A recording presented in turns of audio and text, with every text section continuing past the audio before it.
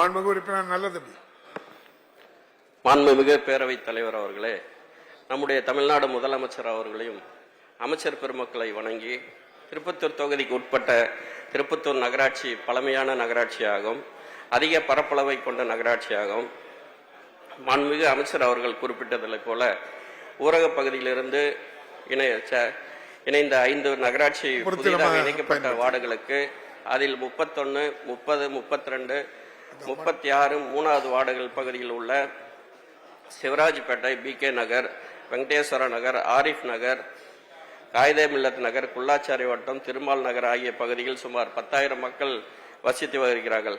அந்த பகுதியில் இதுநாள் வரையில் காவேரி கூட்டு குடிநீர் திட்டம் விரிவாக்கம் செய்யப்படவில்லை, அதற்கான குழாய்கள் பதிக்கப்படவில்லை. தேவையான நீராதாரம் உள்ளதால் அப்பகுதியில் புதிய பைப்லைன்களை அமைத்து மாண்புமிகு அமைச்சர் அவர்கள் குடிநீர் விநியோகத்தை சரி செய்து தருவாரா என அறிய விரும்புகிறேன். மாண்புமிகு அமைச்சர் அவர்கள். மாண்புமிகு பேரவைத் தலைவர் அவர்களே, நீராதாரம் இருக்கும் பட்சத்தில் நிச்சயமாக மற்ற வார்டுகளிலும் பைப்லைன்கள் பதிக்கப்பட்டு அனைவருக்கும் எப்படி நகரத்தில் தரப்படுகிறதோ அதே அளவுக்கு குடிநீர் வழங்க நடவடிக்கை எடுக்கப்படும் என்பதை தெரிவித்துக் கொள்கிறேன். மாண்புமிகு நல்லதம்பி.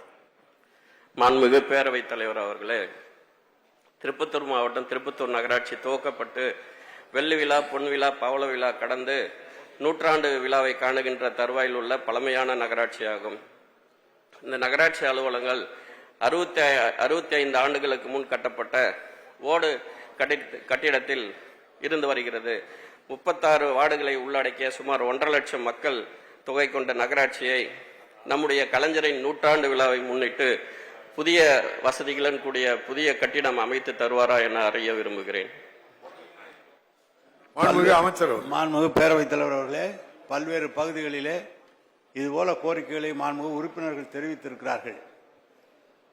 இருக்கிற நிதிநிலைக்கு ஏற்ப அந்த நகராட்சியிலே புதிய கட்டிடம் கட்டுவதற்கு வாய்ப்பு இருப்பானால் இந்த ஆண்டு அறிவிக்கும் போதே அது அறிவிக்கப்படும் என்பதையும் தெரிவித்துக் கொள்கிறேன்.